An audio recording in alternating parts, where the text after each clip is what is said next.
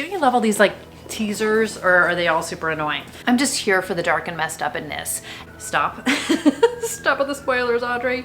Whose name is... It was like watching like a really good kind of... Hi everybody, it's Audrey and welcome back to Chapter and Converse, and welcome to part 1 of what I read in the month of February. So yes, it's a shorter month, but happy to say that my reading has been on track. I've got 5 books to talk to you guys about today, but before we do that, let's take a minute and talk about Book of the Month. So I am very excited to be partnering with Book of the Month again this month and to have them sponsor today's video. You guys know they are a super popular online book subscription service. They feature new release hardcovers, early release hardcovers from the authors that you know and love, from new and emerging voices across all the genres, literally something for everybody. And now you can get your first book for only $9.99 using the code CHEERS. So I will include all the information down below with their website, with the code, anything you guys need. So I'm a huge fan of Book of the Month service. I am also a huge fan of their book selection. And actually, one of the books I'm going to talk about in February was a recent selection of Book of the Month. But again, before we dive into that, for this month, I picked up The Soulmate by Sally Hepworth. I have read The Good Sister and The Younger Wife by Sally Hepworth, and I loved both of them. I'm a huge fan of her writing. She does very character-driven suspense thrillers, I find. This one follows a married couple, and it says, what happens when love pushes you to the edge? So we have a perfect couple, a lovely cottage on a cliff, and it is a tall cliff where a lot of people come to end their lives. So Gabe, the husband, over the past several months has stopped several people from literally taking that leap. But then there is one woman he doesn't stop, and Pippa discovers that is actually somebody that her husband knew. So the question becomes, did the victim jump? Was she pushed? And would Gabe, the love of Pippa's life, her soulmate, lie? Oh, I'm so excited. I was like over the moon when I saw that Sally Hepworth was a selection for Book of the Month. And then the second book I picked up is Pineapple Street by Jenny Jackson. So this is a debut novel. So here you go, guys. New and emerging authors is where it's at. And I have discovered so many new to me authors through Book of the Month. So I read the description on this book and I was all in. We are set in Brooklyn. We are following a 1%er uber rich family, the Stocktons, old money, lots of legacy to this family. So we are following 2 of the sisters, the oldest and the youngest in the family, as well as Sasha, who is a middle-class New England girl who has married into the family. And what I loved about this when I read the description is it says it's an addictive, escapist novel that sparkles with wit. So I love some family dynamics. You guys know I love multiple POVs. I love some dark and messed upness, which I feel like could infiltrate these pages, and I am super excited to read about it. So thank you again so much to Book of the Month for sponsoring today's video. You guys, I will put all the information down below. Again, you can get your first book for only $9.99 using the code CHEERS. Did I mention it's always free shipping? It's always free shipping. You guys can't go wrong. So definitely go check out Book of the Month today. Check out all the links down below, and then stick around and hear about my amazing reads so far in the month of February. So I have a lot of new to me authors to talk about, which is always such great fun. And the first one is Julia Bartz, and this is The Writing Retreat. This is her debut novel. This just came out in February. As you can see, I got the Book of the Month edition, thank you very much, and was able to get it a little bit early and read it a little bit early. And I really enjoyed this book. So this book surprised me in a lot of ways. This is an isolated vibe. We have a group of writers, hence the name The Writing Retreat. It's exactly what it sounds like.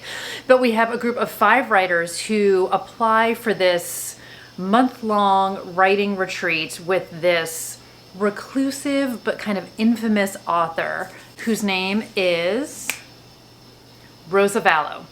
And they get to live in her isolated house for a month and get sort of this one-on-one time with her and advice, and they're all just super excited and they're gonna work on their writing. But on the first night at the writing retreat at dinner, Rosa kind of drops a bit of a bombshell on the 5 writers and tells them all that she wants them each to start a brand new novel to complete in the 30 days, and the winner, the one she deems to be the best, will get a 7-figure deal, a publishing contract, get the support of her to get the book published, and basically it is the ticket to a whole new life. And who wouldn't want that? So up until this point in the book, I'm like, I would absolutely sign up for this writing retreat. And it is one of those things where everyone's like, how am I going to start like a brand new book from scratch? Everyone's brought their work in progress. And she's like, you have nothing else to do but write. You guys can do this. So we are seeing this writing retreat through the point of view of Alex. She is kind of a last minute addition to the writing retreat because somebody dropped out and she had a friend who knew a person and got her in the door. And Alex is super jazzed. Life has not been going so great for her. She's had like a horrible year-long case of writer's block, and she has had a massive falling out with her old roommate and her old best friend, Ren. So even when she learns that her former roommate and old best friend and new rival, Ren, is going to be one of the people at the writing retreat, she's not going to let anything stand in her way. So in this book, we get that amazing dynamic of female friendships, which you guys know I love, the dark and messed up side of it, as well as the good sides of it. We see this natural competition start to brew between the 5 writers because everyone wants to write the best book to win the deal. I mean, this turns into, it's like, it's not a reality show, but it's like one of those competition reality shows. And then we get a super kind of creepy, weird mansion that they're staying in, with a super creepy, weird mystery and sort of history to it. We get a book within a book. We get to see the book that Alex is writing. And it's one of these things where just weird things start to happen. And they are isolated. There is snow. They are cut off. There's like no Wi-Fi. There's no nothing. And it just goes. It just goes. So you guys know me. I love a dark and messed up story. This definitely took turns that I was not expecting. And as someone who reads a ton of isolated thrillers because it's one of my most favorite tropes, I feel like there is a level of expectation, which was totally met, but then also subverted in some ways, and things I love when you just don't see things coming or don't think an author is going to go in a certain direction or characters surprise you. And I just really enjoyed it in such a, it's an isolated mystery as expected, but also in a completely different way. Nothing I can tell you to explain that better I can't, it's a spoiler. I even didn't even phrase that right. It would be a spoiler to tell you guys. Not a spoiler to tell you guys I really loved it though. I loved the writing. I really enjoyed Alex and Ren. I enjoyed the dynamic of their relationship. We do get to see sort of some memories from the past and sort of how they got to where they got in their relationship. And it definitely just has like questionable characters and weird stuff. And I very much enjoyed it. I very, very, very much enjoyed it. So this was one of my most anticipated books. You guys know I talked about it before it came out and was just so thrilled to have it. So like I said, it's a debut. I can't wait to see what Julia Bartz does next. I would also say this is a perfect time of year to read this book if you're living in the time of year where it's winter, although in all fairness, we just got snow yesterday for like the 3rd time. But this book is actually set in February, for like the writing retreat is the month of February. So I realize I'm reviewing this at the end of the month and that ship has sailed, but I still think it's a great time of year to read it. Anytime is a great time of year to read a great book. So books about writers, book within a book, isolated thriller, messed up female friendship, competition, and just a lot of questionable stuff going on. I think this one will definitely keep you up at night, kind of has some gothic vibes to it, and it left me kind of questioning and wondering and just really enjoying it. The next book I have is Missing Dead Girls by Sara Walters. So I will fully admit this was sort of an impulse purchase for me, and I read the back of it. I was super curious about it, and I just picked it up and basically like came home and started to read it. It was one of those kind of books, and I love it when that happens. So this is Sara Walters' second book. This is a YA thriller.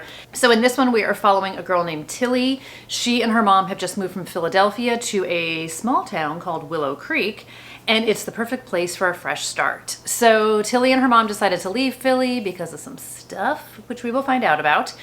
And she's just ready to start over. So it is the summer before her senior year. She works at the local pool. She's a lifeguard. And she is kind of meeting some people from town, and just, she's the new girl in town. So she's just fascinated by everything going on around her and figuring out who's who.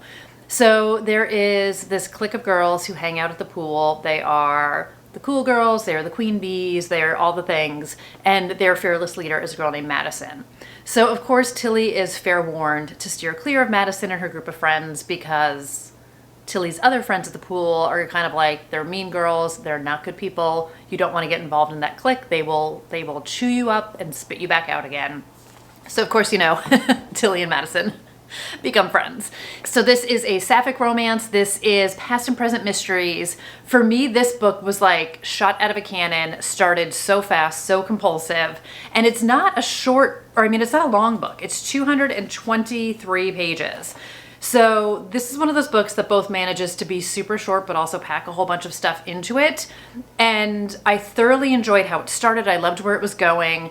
I thoroughly enjoyed the ending of this book, but a little bit in the middle, which I also feel like is a little strange for a book that's this small. I felt like we had some dragginess to it, or maybe it was just in the reveals of how they happened. Like I felt like, I guess part of it was like, I thought the story was going one place, and where it ended up I was totally happy with, but I didn't totally feel the suspense build up for the mystery in the present. And I would have loved more of that. So I really enjoyed the dynamic between Madison and Tilly. I liked the relationship between them, how they got to know each other, sort of finding each other. They both have their own stuff. They both have their own baggage. Like I said, we've got a past mystery from Tilly, which we do find out about. And I did enjoy that aspect of it. I just felt like we could have had a little bit more tension build up to present mystery. So we do get all those great secrets. We get to see Tilly and her mother's relationship and how that dynamic works. And there was definitely some things in here that surprised me. Spoilers. And which I'm not going to say. Like there's things that surprised me that would be spoilers. I'm not going to say what they are. And it just was like an easy, enjoyable read. So I had been looking for a little bit of a palate cleanser. And like I said, I saw this, I impulse purchased it, came home and read it. And it was a good time. It was a good time. So I feel like if you're looking for something that's a bit compulsive, we do get some weightier subject matter in this. I will say I do appreciate how more and more books are adding content warnings for people who are concerned about triggers in books. So there is a content warning in the beginning of this book that says it contains potentially triggering material, including mentions of SA. So if that is something that you are concerned about, just know that going in. I think it explored some really interesting subject matter, definitely some dark and weightier subject matter. And I thought it was all handled very well. And again, I really enjoyed the dynamic between Madison and Tilly, and I enjoyed the book. So she does have another book. Her first book is called The Violent Season. So I do have that on my radar as well out of curiosity. And yeah, so I like the tagline, "Friendship is a killer." Love it. The next book I have is another YA book, and this is Ace of Spades. And this was written by Faridah Àbíké-Íyímídé. And I wound up listening chiefly to the audiobook of this. So if you guys have been around my channel for a while, then you would know that I picked up this book last year and I wound up actually soft DNFing it at the time. I was having a hard time focusing. This was, I feel like mid-late last summer, where I was just kind of in it, and I was having a hard time focusing on books. I had had a little bit of a spree of books that weren't working for me, and I was heading down the hill into Slump Town, and anything that wasn't instantly just moving at a fast clip, I just had to cut ties with. So I am so happy I came back to Ace of Spades. I'm glad I read it. This is pitched as Gossip Girl meets Get Out, and the opening quotes, which I love, are two quotes from Gossip Girl and Get Out. So the first one is, "They say life is full of surprises, that our dreams really can come true. Then again, so can our nightmares," which is from Gossip Girl. And then the quote from Get Out is, "All I know is sometimes if there's too many white folks, I get nervous." So in this book, we are following two students at Niveus Private Academy. We are following Devon and Chiamaka. And they are not friends when the book begins, but they wind up sort of finding themselves partnering up when they both become the target of the same enemy. So this book starts kind of right out of the gate, where we get this mysterious message on the first day of school, and it is signed Aces. So Aces, much like Gossip Girl, knows your secrets and is happy to let them all go. And Aces is including a lot of people in their text messages that are going out to the students at this school. But what quickly becomes apparent is that every message somehow involves Devon and Chiamaka, and somebody is out there to take them down. So this is like such an interesting book in so many ways, because again, I feel like you definitely get not the lightheartedness of Gossip Girl, but you get that kind of like snark and humor and sort of dark humor that takes place in Gossip Girl, that this is a prestigious academy. So Devon is on a scholarship. Chiamaka comes from a family of money, but it's this very elite school. There's a lot of money, there's a lot of wealth, there's a lot of power that surrounds the students in this school. But what Devon and Chiamaka both sort of independently figure out and then come together, which is part of why they come together, is they are the only two black students at this school, and they are the central targets of ACEs, and they don't know why. So they start to work together to try and figure out who is behind it, and in the process, they start to unravel lots of other secrets and lies and all sorts of dark and messed upness. So I definitely enjoyed this. I'm glad I read it. This is one of those books where I feel like parts of it felt very YA to me, which it's YA, so that's not a criticism. But I have found as I continue to read more and more in the YA genre, because I enjoy it, that some books I feel like have adult appeal and I can get lost in the story. And I know for some people criticism is like, there's a 16-year-old acting like they're a 26-year-old. And I'm like, I'm totally fine with them acting like 26 because maybe I connect with it better. Not because I am 26, but you know what I mean. So there were definitely parts of this that I felt were like read younger to me. But again, not a criticism to the book because it's targeted at a younger audience. But I enjoyed it. I had some suspicions behind some things. One thing I was right about. Other things I was not right about, which is always part of the fun. And I will say also, something I have come to also really enjoy about books that I've read lately is a lot of books contain an author's note in them, and it's usually an explanation of what inspired them to write the book, or what played into them writing the book, or their journey of writing the book. And I very much love the story behind the story, and I don't think you have to be a writer to enjoy that part of it. So I feel like I've advocated this in other videos as well, but if you have like a Q&A at the back of the book or an author's note, I always highly recommend you guys read them because I find them so fascinating. I also always read the acknowledgements because I just love all that little stuff that's in there and the thank yous. And again, you can often find like nuggets of inspiration and just great things in there. But I also loved that Faridah talks about her love of Blair Waldorf and Pretty Little Liars, which I also definitely got PLL vibes in this. And it's sort of that same feeling of this nameless, faceless enemy who is out to destroy you and people trying to figure out why. So who is Gossip Girl? Who is A? Who is Aces? And it was just really, really well done. So there's some really interesting characters in this. There's definitely some weighty emotional moments in this book. There is some good humor and snark to this. It definitely focuses heavy on, you know, bullying and ostracizing people and targeting people. The book also very seamlessly weaves in conversations around racism, around homophobia, around classism. And I enjoyed the characters. I really enjoyed her physical writing, and I had a good time with it. So the audiobook was great. Let me tell you who the audiobook narrators were, because I do have that as well, and I'll of course include it down below. The audiobook narrators are Jeanette, Illidge and Tapiwa Mugweni.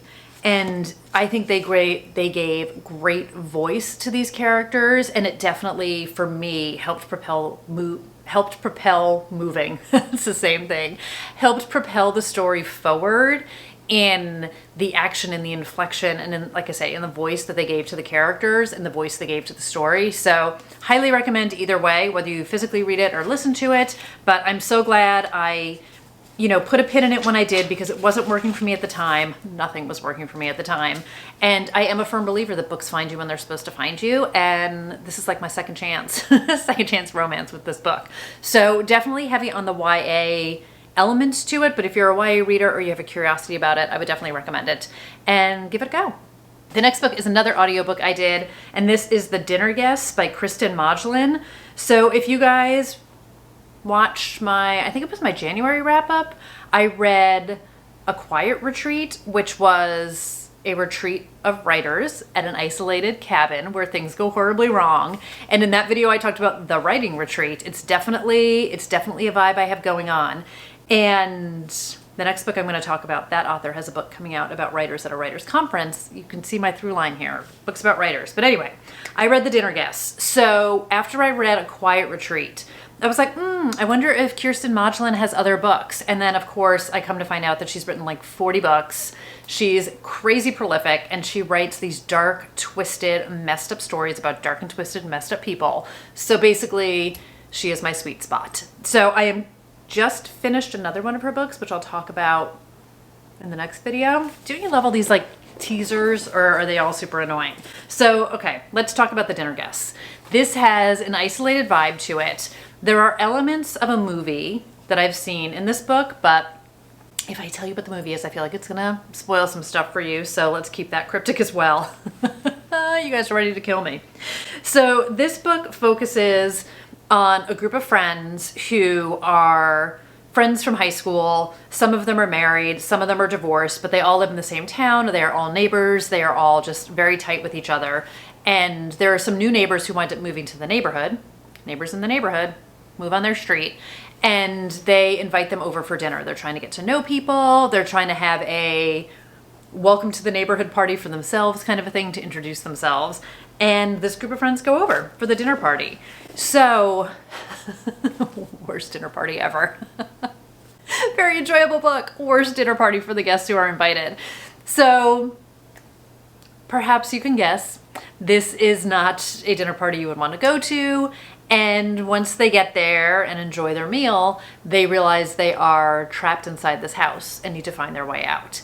And we wind up getting some dual timelines. We get different point of views from different characters, and we start to understand sort of the genesis of their relationship, what has happened since they became friends, moving us to present day.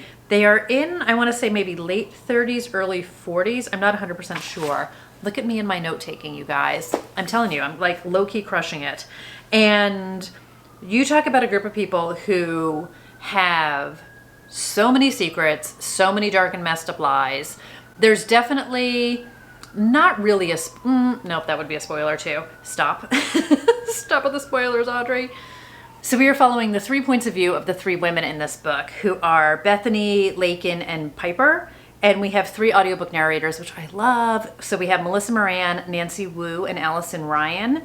And they definitely pulled me into the book. This was like a fast, compulsive read. This is a 6-hour audiobook. Kiersten Modglin writes these very quick, kind of compulsive books. I'm just here for the dark and messed upness. And kind of very much like Missing Dead Girls, this is also a palate cleanse in a lot of ways, because it is just like you're in the story from the first page of the book and it just never stops. So it's kind of like this high octane type of a thriller.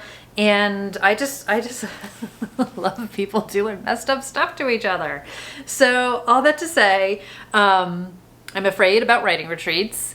I am afraid to be invited to anybody's house for dinner. And as I'm going to talk about in the next book, I don't know if I ever want to go to a destination wedding again. I just feel like bad things happen everywhere you turn, but it makes for amazing reading. So I'm definitely going to continue to chip away at Kiersten Modglin's writing because I'm enjoying it so much. And I'm just like so impressed that she has so many books, and I can't believe I haven't read her before. But anyway, I'm becoming a fast fan. So we get kind of a creepy house. We get the Harringtons as the new neighbors who maybe don't move to my town, invite me over for dinner. And we just get to see these people's lives and all the secrets and everything they've held close and tight and inside start to come out. It was fun. And then the last book I'm going to talk about is definitely my favorite so far of this month, but I still have a few days left and a few books to finish. So this is Jaime Lynn Hendricks, and this is Her Husband's Murder. So this is the UK edition of the book. The US edition is called It Could Be Anyone. And I feel like I've told this story before. Maybe when I hauled it, I feel like I told this story. So I had heard about Jaime Lynn Hendricks' books from the Killing the Tea podcast. And when I went to do some research, on the podcast, they talked about 2 of her books. And I was like, she wrote 4 books. Why aren't they talking about all 4 of them? But what I realized, I did a little bit more research, is the UK editions of her books have different titles. So this is the UK edition of the book. And this is her second novel, and this follows a group of friends from college who go to Miami for the destination wedding of one of the friends from the group from college who was marrying outside the group. And this is one of those books, so I feel like very much in a Lucy Foley kind of a way. We are at the destination wedding. In this case, though, we know who is dead on page 1. So somebody has killed the groom on his wedding night at the wedding reception. And we get a point of view from someone we don't know who is very happily watching the groom die and makes eye contact to make sure the groom knows. That was eye contact, by the way. That's the word I said. Eye contact to make sure the groom knows I'm the one who did this. So we then go back in time, leading up to the friends on the plane, flying down to Miami for this wedding. And we also get interspersed some past and present timelines, understanding the dynamic, understanding why, as we come to find out very quickly, every single one of the friends in this group has a motive for killing this guy. And it reminds me very much, obviously in some ways, The Guest List by Lucy Foley, because it's a wedding destination, or destination wedding. But it also very much reminds me of The Hunting Party, which was my favorite of the 2 Lucy Foleys that I have read. And I love the idea of this jargon messed up group of friends with secrets and lies between them. And it's, to me, one of these books where anyone could have been the killer, and I feel like I would have been happy about however this book ended. But I compulsively read this book, dog-eared it like a maniac. I showed this on the BookTube Besties retreat, and I could hear the gasp of you ladies and gents who hate the dog earing. I dog-eared this book to like the high heavens. I am obsessed with this book. 5 stars, totally amazing. It's a revenge. It's this friend group. I just love it, and I just love very much like in my dreams I hold a knife kind of a way. The dynamic between friends from college, how their lives change. This is like a 10 years later book. And what you think you know about people you're closest to, secrets you keep from the people that you're closest to, maybe trying to maintain the facade of who you were back then or who people think you are, and all the things that people actively do to keep secrets and to keep up sort of a certain front or a certain facade, while also being surrounded by people that you love and trust the most. And I just love the exploration of these friendships on top of a deliciously twisted murder. So I do think there's definitely some, to quote Emily D. Baker, like, I'm not trying to help people crime better, but I do think there's a little bit of advice for how to crime a little bit better in this book. And as a writer, I thoroughly appreciate that, because I too am trying to figure out how to make my characters crime better. But I really enjoyed all of these characters. So Trevor is the husband who, on page 1, he's marrying Fiona, and I just love this friend group. And anyone who's ever been in a wedding, and maybe like nobody likes the groom. Nobody likes the groom. They liked him to begin with, but then they don't like him anymore. And they just, I don't know if anyone's ever been in a destination wedding, but like all the stuff that go, even if you're like in a wedding, all the stuff that goes into being in a wedding, and you're the bridesmaid, and all the responsibilities that come with it, and just everything that goes into weddings in general. They're in Miami. It could not be hotter. I can only imagine the sweat and discomfort that these people have. It is just so beautifully drawn. Like, the atmosphere is right on point. I feel like I felt like I was in Miami, which I've been to all at once for like a handful of days. And I could feel myself on the beach. Like, you could smell it, you could feel the heat, you could feel the sweat. I feel like you had such a good understanding of the tension between the group, the dynamic that has shifted thanks to good old Trevor.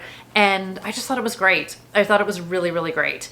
And I can't wait to read more from her. So I do have her first book, which I want to say is Finding Tessa in the US. It's not what it's called in the UK. Hold please. Okay, here we go. Finding Tessa was her first book, which is called His Missing Wife in the UK, which is what I have.